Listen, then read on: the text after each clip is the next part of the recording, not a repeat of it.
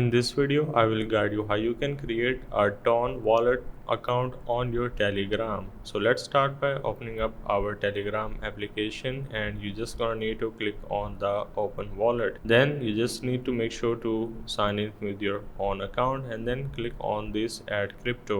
Now in the crypto, you just gonna need to simply click on the P2P market, and once you click on this, you can click on get started and then you can click on the buy button. Now you just need to click on the bank cards and then click on the Ton coin. Then you just gonna need to enter the Ton coin that you want to purchase. Then you just gonna need to enter your particular payment method and click on the buy Ton on the bottom of your screen. Now once you do so, you will gonna receive the total Ton wallet into your particular Telegram account, which you can simply access it from this menu. You just gonna need to open up your wallet again, and then you will receive your Ton coin into your assets right in this place. So that's the way of how you can create a Ton wallet on Telegram.